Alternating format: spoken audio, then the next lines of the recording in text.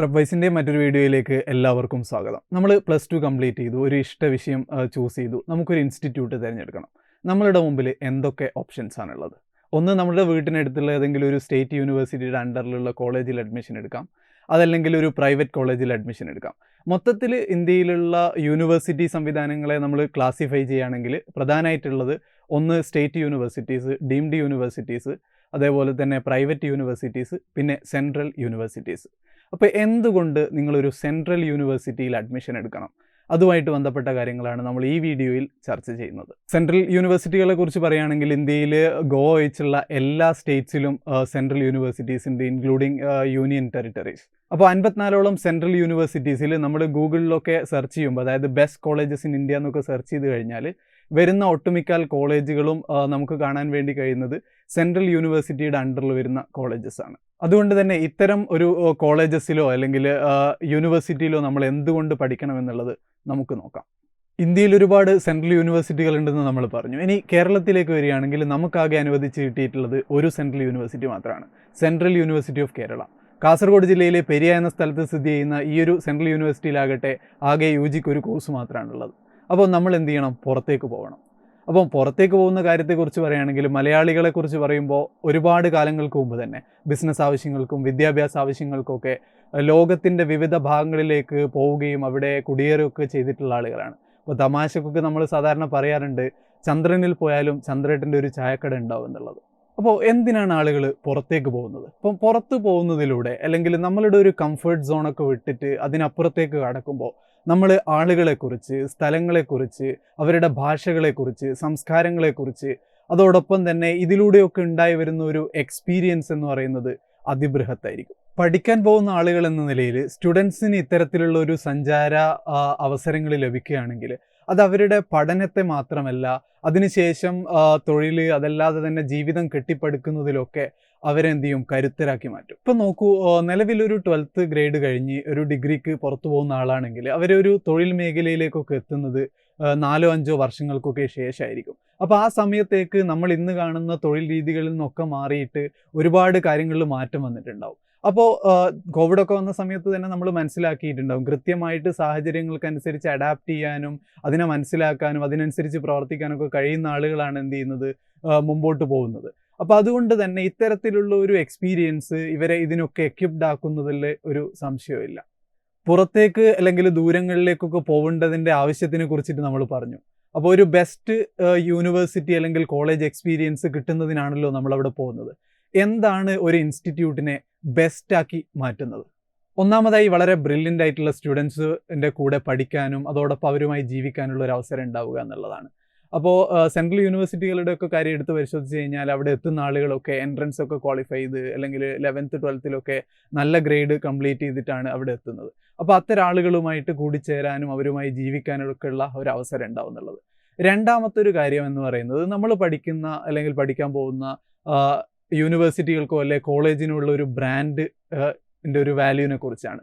അപ്പോൾ നിങ്ങളൊക്കെ ചിലപ്പം ചില ആളുകളുടെ സോഷ്യൽ മീഡിയ പ്രൊഫൈലിൻ്റെ ഒക്കെ ബയോ പരിശോധിച്ചാൽ നിങ്ങൾക്ക് കാണാം, ഇപ്പോൾ ഡൽഹി യൂണിവേഴ്സിറ്റിയിൽ നിന്ന് കഴിയുന്ന ആളുകളാണെങ്കിൽ DUIT, അല്ലെങ്കിൽ IIT എന്നൊക്കെ കംപ്ലീറ്റ് ചെയ്യുന്ന ആളുകളാണെങ്കിൽ IITN, അതോടൊപ്പം ഡൽഹി യൂണിവേഴ്സിറ്റിയുടെ വിവിധ കോളേജുകളിലുള്ള പഠിക്കുന്ന സ്റ്റുഡൻസൊക്കെ ഇതുപോലെയുള്ള ഒരുപാട് പേരുകൾ പറയാറുണ്ട്. ഇപ്പോൾ ഹിന്ദു കോളേജ് ആണെങ്കിൽ ഹിന്ദുവൈറ്റ്, സ്റ്റീഫൻസ് ആണെങ്കിൽ സ്റ്റെഫാനിയൻ, SRCC ആണെങ്കിൽ SRIT എന്നൊക്കെ പറയുന്നത്. അപ്പോൾ എവിടെ പഠിക്കുന്നു എന്നുള്ളത് വളരെ പ്രധാനപ്പെട്ട ഒരു കാര്യമാണ്. മൂന്നാമത്തെ ഒരു പ്രധാനപ്പെട്ട കാര്യം എന്ന് പറയുന്നത് നമ്മൾ പഠിക്കാൻ പോകുന്ന അല്ലെ പഠിക്കുന്ന ഇൻസ്റ്റിറ്റ്യൂട്ട് പ്രൊവൈഡ് ചെയ്യുന്ന സിലബസ്, അതുമായി ബന്ധപ്പെട്ട ഓപ്പർച്യൂണിറ്റീസ് ആണ്. അപ്പോൾ സെൻട്രൽ യൂണിവേഴ്സിറ്റികളുടെ ഒക്കെ കാര്യം എടുത്ത് പരിശോധിച്ച് കഴിഞ്ഞാൽ CBCS എന്ന് പറഞ്ഞു, അതായത് ചോയ്സ് ബേസ്ഡ് ക്രെഡിറ്റ് സിസ്റ്റം എന്നുള്ള രീതിയിൽ കോർ സബ്ജക്റ്റിന് പുറമെ ഒരുപാട് എലക്റ്റീവ്സ്, അതുപോലെ സ്കിൽ എൻഹാൻസ്മെൻറ്റ് ആയിട്ട് ബന്ധപ്പെട്ടിട്ടുള്ള കോഴ്സസ്, പിന്നെ ഇതല്ലാതെ തന്നെ നമുക്ക് ഒരുപാട് ഓപ്ഷൻ ഇന്ന് നമ്മളുടെ താല്പര്യത്തിനും കഴിവിനും ഇതിനൊക്കെ അനുസരിച്ച് ചൂസ് ചെയ്യാൻ പറ്റുന്ന ഒരുപാട് സബ്ജക്റ്റുകൾ ഉണ്ടാവും. അത്തരം ഒരു ഓപ്പർച്യൂണിറ്റി കൂടെ സെൻട്രൽ യൂണിവേഴ്സിറ്റീസിൻ്റെ സിലബസിൽ നമുക്ക് മനസ്സിലാക്കാൻ വേണ്ടി പറ്റും. അടുത്തൊരു പ്രധാനപ്പെട്ട ആസ്പെക്റ്റ് എന്ന് പറയുന്നത് നമ്മളെ പഠിപ്പിക്കുന്ന ടീച്ചേഴ്സുമായി ബന്ധപ്പെട്ടിട്ടുള്ളതാണ്. ഇപ്പോൾ ഇന്ത്യയിൽ തന്നെ ഇപ്പോൾ പുറത്തുനിന്നൊക്കെ പഠിച്ച് കഴിഞ്ഞു വന്നിട്ടുള്ള ആളുകൾ ഒരു ടീച്ചിങ് ഓപ്ഷൻ നോക്കുന്നുണ്ടെങ്കിൽ ഏറ്റവും ആദ്യം അവർ നോക്കുന്നത് ഇന്ത്യയിൽ ഏതെങ്കിലും ഒരു സെൻട്രൽ യൂണിവേഴ്സിറ്റിയിൽ ഒരു പോസ്റ്റ് കിട്ടുക എന്നുള്ളതാണ്. അപ്പോൾ അതുകൊണ്ട് തന്നെ ഈ നമ്മളെ പഠിപ്പിക്കുന്ന ആളുകൾ, സെൻട്രൽ യൂണിവേഴ്സിറ്റിയിൽ നിന്നൊക്കെ ഉള്ള ആളുകൾ അധ്യാപകരെന്നൊക്കെ പറയുന്നത് വളരെ ഫ്രണ്ട്ലി ആയിട്ടുള്ള, നമ്മളോടൊപ്പം പല കാര്യങ്ങളിലൊക്കെ വർക്ക് ചെയ്യാനൊക്കെ താല്പര്യമുള്ള, അല്ലെങ്കിൽ ആ രീതിയിലൊക്കെ ഉള്ള ആളുകളായിരിക്കും. അപ്പോൾ അത്തരത്തിലുള്ള ഒരു ഓപ്പർച്യൂണിറ്റി കൂടെ സെൻട്രൽ യൂണിവേഴ്സിറ്റീസിന് ഉണ്ട് എന്നുള്ളതാണ്. പിന്നെ ഒരു സ്ഥാപനത്തെ ഒരു ബെസ്റ്റാക്കി മാറ്റുന്നത് നമ്മളുടെ താല്പര്യത്തിനനുസരിച്ചിട്ടുള്ള കാര്യങ്ങളിൽ ഇടപെടാനുള്ള സ്പേസ് ഉണ്ടാവുക എന്നുള്ളതാണ്. ഇതുവരെ ഞാൻ പറഞ്ഞ കാര്യങ്ങളൊക്കെ കുറച്ചുകൂടെ സെൻട്രൽ യൂണിവേഴ്സിറ്റിയുമായി കണക്ട് ചെയ്തിട്ടാണ് ഞാൻ സംസാരിച്ചത്. ഇനി എന്തുകൊണ്ട് സെൻട്രൽ യൂണിവേഴ്സിറ്റി പഠിക്കണം എന്നുള്ളതിൻ്റെ മറ്റു കാരണങ്ങൾ കൂടെ നമുക്ക് നോക്കാം. ഒന്നാമതായി quality education at affordable fees എന്നുള്ളതാണ്. അപ്പോൾ ഇതിലേക്ക് വരുമ്പോൾ നമ്മൾ ഇന്ത്യയിലെ മറ്റ് പ്രൈവറ്റ് യൂണിവേഴ്സിറ്റികളൊക്കെ എടുത്ത് പരിശോധിച്ച് കഴിഞ്ഞാൽ സെൻട്രൽ യൂണിവേഴ്സിറ്റിയിൽ പൊതുവേ കോഴ്സ് ആണെങ്കിലും, കോഴ്സ് ഫീസ് ആണെങ്കിലും, അതല്ലെങ്കിൽ ഫുഡ്, അക്കോമഡേഷൻ, മറ്റ് നമ്മുടെ ജീവിത ചെലവുകളൊക്കെ ആയിട്ട് ബന്ധപ്പെട്ട കാര്യങ്ങളൊക്കെ നോക്കുമ്പോൾ വളരെ കുറഞ്ഞ ഒരു ചിലവിൽ ഏറ്റവും നല്ല രീതിയിൽ നമുക്ക് എന്ത് ചെയ്യാൻ പറ്റും, ഡിഗ്രിയും PGയും മറ്റ് കാര്യങ്ങളൊക്കെ നമുക്ക് കംപ്ലീറ്റ് ചെയ്യാൻ വേണ്ടി കഴിയും. രണ്ടാമത്തെ ഒരു കാര്യം, ഇപ്പോൾ ഒരു സ്റ്റേറ്റിലേക്ക് സെൻട്രൽ യൂണിവേഴ്സിറ്റി അനുവദിക്കണമെങ്കിൽ ഒരുപാട് ഏരിയയുള്ള ലാൻഡ് വേണം. അപ്പോൾ നിങ്ങൾ തന്നെ നോക്കിയാൽ മനസ്സിലാവും, ഇന്ത്യയിലെ പ്രധാനപ്പെട്ട ചില സെൻട്രൽ യൂണിവേഴ്സിറ്റികളിലൊക്കെ 3000-ഓളം അതിൻ്റെ അപ്പുറമൊക്കെ ഏക്കേഴ്സ് വരുന്ന ക്യാമ്പസുകളാണ്. അപ്പോൾ അവിടെ ഷോപ്പിംഗ് കോംപ്ലക്സ് മുതൽ തിയേറ്റർ, സ്പോർട്സ് കോംപ്ലക്സുകൾ, അങ്ങനെ നമ്മുടെ പഠനവും പഠനേതര കാര്യങ്ങളൊക്കെ ആയിട്ട് ബന്ധപ്പെടുന്ന നമുക്ക് യൂസ് ചെയ്യാൻ പറ്റുന്ന ഒരു വലിയ സംവിധാനം തന്നെ സെൻട്രൽ യൂണിവേഴ്സിറ്റീസിലുണ്ട് എന്നുള്ളതാണ്. മറ്റൊരു പ്രധാനപ്പെട്ട ആസ്പെക്റ്റ് ഞാൻ ഓൾറെഡി ഡിസ്കസ് ചെയ്തതുപോലെ തന്നെ വളരെ എക്സ്പീരിയൻസ്ഡ് ആയിട്ടുള്ള ഫാക്കൽറ്റീസ് ഉണ്ടാവും എന്നുള്ളതാണ്. അപ്പോൾ പല യൂണിവേഴ്സിറ്റികളിലും നിങ്ങൾ എടുത്ത് പരിശോധിച്ചാൽ നമ്മൾ പഠിക്കുന്ന പുസ്തകങ്ങളിൽ കോൺട്രിബ്യൂട്ട് ചെയ്തിട്ടുള്ള ഓതേഴ്സ്, അപ്പോൾ അവർ പഠിപ്പിക്കുന്ന സമയത്ത് ആ ഒരു ഫസ്റ്റ് ഹാൻഡ് എക്സ്പീരിയൻസോടുകൂടി തന്നെ നമുക്കത് മനസ്സിലാക്കുകയും അവരുമായിട്ട് എൻഗേജ് ചെയ്യാനൊക്കെ ഉള്ള ഒരു പോസിബിലിറ്റി എന്ത് ചെയ്യും, സെൻട്രൽ യൂണിവേഴ്സിറ്റീസ് പ്രൊവൈഡ് ചെയ്യുന്നുണ്ട്. ഇൻ്റർനാഷണൽ എക്സ്പോഷറുമായിട്ട് സംസാരിക്കുകയാണെങ്കിൽ ഇപ്പോൾ ഇന്ത്യയിൽ സെൻട്രൽ യൂണിവേഴ്സിറ്റീസ് കേന്ദ്ര ഗവൺമെൻറ് അണ്ടറിൽ വരുന്നതും പിന്നെ അതിൻ്റെ അണ്ടറിൽ തന്നെ ഒരുപാട് ഇൻസ്റ്റിറ്റ്യൂട്ട് ഓഫ് എമിനൻസ് എന്നുള്ള സ്റ്റാറ്റസ് ഉള്ള യൂണിവേഴ്സിറ്റീസും ഉണ്ട്. അപ്പോൾ അതുകൊണ്ട് തന്നെ ഒരുപാട് ഫോറിൻ യൂണിവേഴ്സിറ്റികളുമായി MOU മറ്റൊക്കെ ആയിട്ട് പലതരത്തിലുള്ള ധാരണകൾ പല ഏരിയകളിലായിട്ട് ഇന്ത്യയിലെ സെൻട്രൽ യൂണിവേഴ്സിറ്റീസിനുണ്ട്.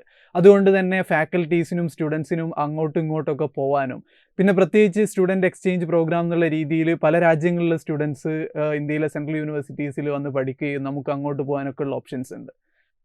മറ്റൊരു പ്രധാന കാര്യം എന്ന് പറയുന്നത്, നമ്മൾ കോഴ്സ് ചെയ്യുന്ന സമയത്ത് തന്നെ കോഴ്സിൻ്റെ അല്ലെങ്കിൽ പ്രോഗ്രാമിൻ്റെ ഭാഗമായിട്ടോ അല്ലാതെയോ തന്നെ ഒരുപാട് ഇൻറ്റേൺഷിപ്സും ഫീൽഡ് വർക്കൊക്കെ ചെയ്യാനുള്ള ഓപ്പർച്യൂണിറ്റീസ് ഉണ്ടാവും. അപ്പോൾ അതിൻ്റെ ഭാഗമായിട്ട് ഇപ്പോൾ യൂണിവേഴ്സിറ്റിയുമായിട്ടോ അല്ലെങ്കിൽ ഒരു പ്രത്യേക ഡിപ്പാർട്ട്മെൻറ്റ്സൊക്കെ ആയിട്ട് ബന്ധമുള്ള ഒരുപാട് ഓർഗനൈസേഷൻസും ടൈഅപ്സും ഒക്കെ ഉണ്ടാവും. അതുകൊണ്ട് തന്നെ ഇൻറ്റേൺഷിപ്സും മറ്റൊക്കെ ചെയ്യാനും, ഇനി കോഴ്സ് കഴിഞ്ഞ് നമുക്ക് എളുപ്പത്തിൽ ഒരു ജോലി കിട്ടുന്ന തരത്തിലേക്ക് ഉള്ള നമ്മുടെ സപ്പോർട്ട് ചെയ്യാനുള്ള പ്ലേസ്മെൻറ്റ് സെൽസും മറ്റ് സംവിധാനങ്ങളൊക്കെ ഈ സെൻട്രൽ യൂണിവേഴ്സിറ്റി പോലെയുള്ള ക്യാമ്പസിൽ സജീവമാണ്. സെൻട്രൽ യൂണിവേഴ്സിറ്റീസ് എന്ന് പറയുന്നത് ഈ ഒരു സെൻട്രലൈസ്ഡ് അഡ്മിഷൻ ടെസ്റ്റിലൂടെയൊക്കെ ഇന്ത്യയുടെ പല ഭാഗങ്ങളിൽ നിന്ന് വന്നിട്ടുള്ള ഒരുപാട് സ്റ്റുഡൻസും ടീച്ചേഴ്സും അടങ്ങുന്ന ഒരു വലിയ ഒരു കമ്മ്യൂണിറ്റി തന്നെയാണ്.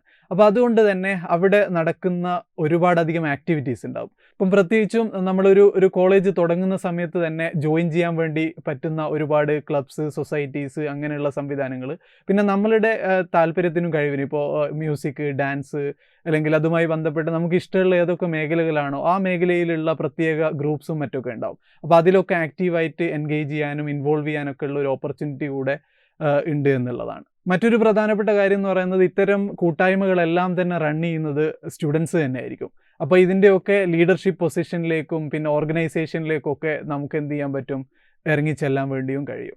ഇതിൻ്റെ കൂടെ തന്നെ ആഡ് ചെയ്യേണ്ട മറ്റൊരു പ്രധാനപ്പെട്ട കാര്യം, already state of the art facilities പറഞ്ഞിട്ടുണ്ട്. അപ്പോൾ അതിൻ്റെ കൂടെ തന്നെ വരുന്നതാണ് ഇപ്പോൾ വളരെ മികച്ച ലൈബ്രറി സംവിധാനങ്ങൾ, അതോടൊപ്പം തന്നെ ലാബ് സംവിധാനങ്ങൾ. അപ്പോൾ ഓരോ കോഴ്സിനനുസരിച്ചിട്ട് സപ്പോർട്ട് ചെയ്യേണ്ട ഇഷ്ടം പോലെ റിസോഴ്സുകളും നമുക്ക് അവൈലബിൾ ആയിട്ടുണ്ടാവും. കാരണം ഇതെല്ലാം തന്നെ റൺ ചെയ്യുന്നത് സെൻട്രൽ ഗവൺമെൻറ്റിൻ്റെ ഫണ്ടിലൂടെ ആയതുകൊണ്ട് തന്നെ ഒരുപാട് ഫണ്ട്സ് വരുന്നത് കൊണ്ട് നല്ലൊരു സൗകര്യം തന്നെ നമുക്ക് എന്ത് ചെയ്യാൻ പറ്റും, അനുഭവിക്കാൻ വേണ്ടി കഴിയും. സെൻട്രൽ യൂണിവേഴ്സിറ്റീസ് എന്ന് പറയുന്നത് എല്ലാ വൈവിധ്യങ്ങളെയും ഉൾക്കൊള്ളുന്ന ഒരു സ്പേസ് ആയിട്ട് വേണമെങ്കിൽ നമുക്ക് കണക്കാക്കാം. കാരണം പല നാഷണൽസ് നിന്നുള്ള ആളുകൾ, അതോടൊപ്പം തന്നെ വിവിധ കാസ്റ്റ്, ക്ലാസ്, റിലീജിയൻ, പിന്നെ ഡിഫറെൻ്റ്ലി ഏബിൾഡ് കമ്മ്യൂണിറ്റീസ്, അതുപോലെ എത്നിക് മൈനോറിറ്റീസ്, ഇങ്ങനെയുള്ള പല വൈവിധ്യങ്ങളെ ഉൾക്കൊള്ളുന്ന ആളുകളുമായിട്ട് നമ്മൾ എന്ത് ചെയ്യുന്നു, അവരുമായിട്ട് പഠിക്കുകയും ജീവിക്കുകയൊക്കെയാണ് ചെയ്യുന്നത്. അതുകൊണ്ട് തന്നെ നമ്മളിലുള്ള മുൻവിധികളും മുൻധാരണകളൊക്കെ മാറ്റിയെടുക്കാനും, അതോടൊപ്പം തന്നെ മിക്ക സെൻട്രൽ യൂണിവേഴ്സിറ്റീസും പൊളിറ്റിക്കലി ആക്റ്റീവാണ്. അതുകൊണ്ട് തന്നെ പല കാര്യങ്ങളിലും കൃത്യമായിട്ടൊരു സ്റ്റാൻഡ് എടുക്കുന്ന തരത്തിലുള്ള ഒരുപാട് പ്രോഗ്രാമുകളൊക്കെ നടക്കുന്നതുകൊണ്ട് നമ്മൾ അതിൻ്റെയൊക്കെ ഭാഗമാവുകയും അറിയാതെ തന്നെ നമ്മളിൽ ഒരുപാട് മാറ്റങ്ങൾ ഉണ്ടാവുകയും ചെയ്യുന്നു എന്നുള്ളതാണ്. നമുക്ക് താല്പര്യമുള്ള മേഖലകളിൽ സമാന മനസ്കരുമായിട്ട് കൂടിച്ചേരാനും അവരിൽ നിന്ന് പഠിക്കാനും അവരുമായി കൂടിച്ചേർന്ന് ഒരുപാട് കാര്യങ്ങളൊക്കെ ക്രിയേറ്റ് ചെയ്യുന്നതിനുള്ള ഒരു പോസിബിലിറ്റി കൂടെ ഇത്തരം ക്യാമ്പസുകൾ പ്രൊവൈഡ് ചെയ്യുന്നുണ്ട്. പിന്നെ അവസാനമായിട്ട് നിങ്ങൾ പരിശോധിച്ചാൽ മനസ്സിലാവും, പിന്നെ പ്രധാനമായിട്ട് ഇപ്പോൾ രാഷ്ട്രീയത്തിലും അതല്ലെങ്കിൽ പോപ്പുലർ ആർട്സിൽ, പിന്നെ അതേപോലെ ബിസിനസ്സിൽ, ഇൻഡസ്ട്രീസിൽ, ഇങ്ങനെ എല്ലാ മേഖലകളിലും ഇപ്പം നിറഞ്ഞു നിൽക്കുന്ന അല്ലെങ്കിൽ ടോപ്പ് പൊസിഷനിലുള്ള ആളുകളൊക്കെ പലരും ഇന്ത്യയിലെ പ്രധാനപ്പെട്ട സെൻട്രൽ യൂണിവേഴ്സിറ്റീസിലൊക്കെ കംപ്ലീറ്റ് ചെയ്തിട്ടുള്ള ആളുകളാവും. അപ്പോൾ അത്തരം ആളുകൾ പല സമയങ്ങളിലായി അവർ പഠിച്ച ക്യാമ്പസസിലേക്കൊക്കെ വരികയും അപ്പോൾ അവരിൽ നിന്ന് തന്നെ നേരിട്ട് അവരുടെ എക്സ്പീരിയൻസും മറ്റൊക്കെ കേൾക്കാനും അവരുമായിട്ട് ഇൻട്രാക്ട് ചെയ്യാനൊക്കെ ഉള്ള അവസരം എന്ത് ചെയ്യുന്നുണ്ട്, ഇത്തരം ക്യാമ്പസുകൾ നമുക്ക് നൽകുന്നുണ്ട്. ഈ പറഞ്ഞ രീതിയിലുള്ള ഒരു വലിയ എക്സ്പീരിയൻസ് ഗ്രാബ് ചെയ്യണമെങ്കിൽ നമ്മൾ എന്ത് ചെയ്യണം, പുറത്തേക്ക് ഇറങ്ങണം. അപ്പോൾ ഇങ്ങനെ വരുമ്പോൾ പ്രത്യേകിച്ച് ഒരു 12th പഠിക്കുന്ന ആളുകളാകുമ്പോൾ ഒരു 17-18 വയസ്സിൽ നമ്മൾ പുറത്തേക്ക് പോകുന്ന സമയത്ത് നമുക്കുണ്ടാവുന്ന ആശങ്കകളും അതോടൊപ്പം തന്നെ വലിയ എക്സൈറ്റ്മെൻറ്റ്സും ഉണ്ടാവും. നമ്മുടെ വീട്ടിൽ നിന്നും വലിയൊരു ക്യാമ്പസിലേക്ക് ഒരു കമ്മ്യൂണിറ്റി ആയിട്ട് സ്റ്റുഡൻസുമായിട്ടും ടീച്ചേഴ്സും ഒക്കെ ആയിട്ട് ജീവിക്കുന്നതിലേക്ക് വരുമ്പോൾ നമ്മൾ എക്സ്പീരിയൻസ് ചെയ്യുന്നത് പിന്നെ ഇന്ത്യയിലെ പല ഭാഗങ്ങളിൽ നിന്നുള്ള ആളുകൾ, അവരുടെ ഭാഷകൾ, സംസ്കാരങ്ങൾ, അവരുടെ ഭക്ഷണ രീതികൾ, അങ്ങനെയുള്ള ഒരുപാട് കാര്യങ്ങളെ നേരിട്ട് അനുഭവിക്കുക എന്നുള്ളതാണ്. അപ്പോൾ അതുകൊണ്ട് തന്നെ നമ്മൾ ഇൻഡിപെൻഡൻ്റ് ആവേണ്ടതായിട്ട് വരും. അതോടൊപ്പം തന്നെ നമ്മൾ സ്വന്തം ഡിസിഷൻ മേക്ക് ചെയ്യേണ്ടതായിട്ട് വരും. ഇത്തരത്തിലുള്ള ഒരുപാട് എക്സ്പീരിയൻസ് നമ്മളറിയാതെ തന്നെ നമ്മളിൽ ഒരു വലിയ മാറ്റവും ഗ്രോത്തും ഉണ്ടാക്കുന്നു എന്നുള്ളതാണ്. ഇത്തരത്തിലുള്ള ഒരു ഗ്രോത്ത് ഉണ്ടാകുന്നതിൻ്റെ ഭാഗമായിട്ട് നമ്മൾ ഒരുപാട് തരത്തിലുള്ള ചലഞ്ചസും ഫേസ് ചെയ്യും. കാരണം നമ്മൾ മാറി നിൽക്കുന്ന സമയത്ത് നമുക്ക് ഫുഡ്, അക്കോമഡേഷൻ, അതുപോലെ കൾച്ചർ, അക്കാഡമിക് ബേർഡൻ, അതോടൊപ്പം തന്നെ വെതർ, ഇതൊക്കെ തരത്തിലുള്ള ഒരുപാട് ചലഞ്ചസ് ഉണ്ടാകുന്ന സമയത്ത് നമ്മളെ സപ്പോർട്ട് ചെയ്യുന്നതിന് വേണ്ടിയിട്ടുള്ള ഒരുപാട് സപ്പോർട്ടിംഗ് സിസ്റ്റം യൂണിവേഴ്സിറ്റിയുടെ ഭാഗത്തും നമുക്ക് അതല്ലാതെ തന്നെ പേഴ്സണലി കണ്ടെത്താൻ പറ്റുന്നതുകൊണ്ട് ഈ പറഞ്ഞ കോളേജസിലും യൂണിവേഴ്സിറ്റികളിലെല്ലാം തന്നെ ഒരുപാട് മലയാളി സ്റ്റുഡൻസ് പഠിക്കുന്നുണ്ട്. അപ്പോൾ മലയാളി സ്റ്റുഡൻസിന് അവരുടേതായിട്ടുള്ള കൂട്ടായ്മകളും ഇനി മലയാളി സ്റ്റുഡൻസിൻ്റെ ഇതിൽ തന്നെ വരുന്ന ഒരുപാട് സംഘടനകളുടെയും മറ്റ് ഗ്രൂപ്പുകളുടെയും ഒക്കെ സെപ്പറേറ്റ് കൂട്ടായ്മകളൊക്കെ ഉണ്ടാവും. അപ്പോൾ അവരിലൊക്കെ ആയിട്ട് കൂടിച്ചേരാനും നമ്മളെ മനസ്സിലാക്കുന്ന ആളുകളുമായിട്ടൊക്കെ കൂടിച്ചേർന്ന് നമ്മളുടെ കാര്യങ്ങളൊക്കെ ഷെയർ ചെയ്തിട്ട് തന്നെ നമുക്ക് മുമ്പോട്ട് പോകാൻ വേണ്ടിയും കഴിയും. പിന്നെ ഇതല്ലാതെ തന്നെ യൂണിവേഴ്സിറ്റിയുടെ ഭാഗത്ത് നിന്ന് ഇപ്പോൾ റാഗിങ് അല്ലെങ്കിൽ മറ്റ് എന്ത് തരത്തിലുള്ള ബുദ്ധിമുട്ടുകളുണ്ടെങ്കിലും അതിനെയൊക്കെ നമുക്ക് പരാതിപ്പെടാനോ അല്ലെങ്കിൽ സമീപിക്കാനൊക്കെ പറ്റുന്ന ഒരുപാട് ബോഡികളുണ്ടാവും. അപ്പോൾ അത്തരം കാര്യങ്ങളൊക്കെ അങ്ങനെ എന്തെങ്കിലും ബുദ്ധിമുട്ടുള്ള ആളുകൾക്ക് ഉപയോഗപ്പെടുത്താൻ വേണ്ടി പറ്റും. പിന്നെ ഇതല്ലാതെ തന്നെ നമുക്ക് ആരെയും ബന്ധപ്പെടാൻ എന്ത് കാര്യങ്ങളും എല്ലാം ഒരു ഫിംഗർ ടിപ്പിൽ അവൈലബിൾ ആണ്. അപ്പോൾ ഫാമിലി മെമ്പേഴ്സ്, പിന്നെ ഫ്രണ്ട്സ്, കമ്മ്യൂണിറ്റി, ഇവരിലേക്കൊക്കെ നമ്മളുടെ എല്ലാ കാര്യങ്ങളുമായി ബന്ധപ്പെട്ട കാര്യങ്ങളൊക്കെ ഷെയർ ചെയ്യുക, റീച്ച് ഔട്ട് ചെയ്യുക എന്നുള്ളതാണ് പ്രധാനപ്പെട്ട വഴി. ഇതുവരെ നമ്മൾ സംസാരിച്ചിട്ടുള്ളത് ഒരു സെൻട്രൽ യൂണിവേഴ്സിറ്റിയിൽ നമ്മൾ എന്തുകൊണ്ട് പഠിക്കണം എന്ന കാര്യത്തെക്കുറിച്ചാണ്. അപ്പോൾ നിങ്ങൾ മനസ്സിലാക്കിയിട്ടുണ്ടാവും, ഇനി ഈ വർഷം മുതൽ ഈ സെൻട്രൽ യൂണിവേഴ്സിറ്റീസിലേക്ക് ഒരു കോമൺ എൻട്രൻസ് ടെസ്റ്റിലൂടെയാണ് എന്ത് ചെയ്യുന്നത്, നമുക്ക് അഡ്മിഷൻ കിട്ടുന്നത്. അപ്പോൾ ഇതുമായി ബന്ധപ്പെട്ട് നിങ്ങളെ എല്ലാ തരത്തിലും ഹെൽപ്പ് ചെയ്യുന്നതിന് വേണ്ടി പ്രെപ്വൈസിൻ്റെ മൊബൈൽ ആപ്പ് അവൈലബിൾ ആണ്. പ്ലേ സ്റ്റോറിലും ആപ്പ് സ്റ്റോറിലും അവൈലബിൾ ആയിട്ടുള്ള ഈ ആപ്പ് ഇപ്പോൾ തന്നെ ഡിസ്ക്രിപ്ഷൻ കണ്ടിട്ട് ഇൻസ്റ്റാൾ ചെയ്യുക. ഈ മൊബൈൽ ആപ്പിലൂടെ നിങ്ങൾക്ക് എടുക്കാൻ കഴിയുന്ന കോഴ്സസുകളെ കുറിച്ചും പിന്നെ ഇന്ത്യയിലെ ഡിഫറെൻറ്റ് സെൻട്രൽ യൂണിവേഴ്സിറ്റീസിനെ പരിചയപ്പെടുത്തുന്ന വീഡിയോകളും അതോടൊപ്പം തന്നെ സെൻട്രൽ യൂണിവേഴ്സിറ്റി കോമൺ എൻട്രൻസ് ടെസ്റ്റിന് നിങ്ങളെ പ്രിപ്പയർ ചെയ്യാൻ സഹായിക്കുന്ന തരത്തിലുള്ള ലൈവ് ലെക്ചേഴ്സ്, പിന്നെ അതുപോലെ ടെസ്റ്റ് പ്രാക്ടീസസ്, മോക്ക് ടെസ്റ്റ്, അതല്ലാതെ തന്നെ നമ്മളുടെ മെൻറ്ററുമായിട്ടൊക്കെ ചാറ്റ് ചെയ്യാനുള്ള ഓപ്ഷൻസൊക്കെ മൊബൈൽ ആപ്പിൽ അവൈലബിൾ ആണ്. നമ്മളിതുവരെ സംസാരിച്ച സെൻട്രൽ യൂണിവേഴ്സിറ്റിയിൽ ഒരു അഡ്മിഷൻ എടുക്കേണ്ടതിൻ്റെ ഇമ്പോർട്ടൻസിനെ കുറിച്ച് കാര്യങ്ങളൊക്കെ നിങ്ങൾ മനസ്സിലാക്കിയിട്ടുണ്ടാവുമെന്ന് കരുതുന്നു. സെൻട്രൽ യൂണിവേഴ്സിറ്റിയിലേക്കുള്ള അഡ്മിഷൻ ടെസ്റ്റുമായി ബന്ധപ്പെട്ട കാര്യങ്ങളൊക്കെ യൂട്യൂബ് ചാനലിൽ അവൈലബിൾ ആണ്. യൂട്യൂബ് ചാനൽ സബ്സ്ക്രൈബ് ചെയ്യുക. അതോടൊപ്പം തന്നെ മൊബൈൽ ആപ്പ് ഇൻസ്റ്റാൾ ചെയ്യാൻ മറക്കണ്ട. പിന്നെ ഇതുമായി ബന്ധപ്പെട്ടിട്ടുള്ള കാര്യങ്ങൾക്കൊക്കെ ഈ നമ്പറിൽ വാട്സാപ്പ് ചെയ്യുകയോ വിളിക്കുകയോ ചെയ്യാം. അപ്പോൾ മറ്റൊരു വീഡിയോയുമായി നമുക്ക് വീണ്ടും കാണാം. താങ്ക്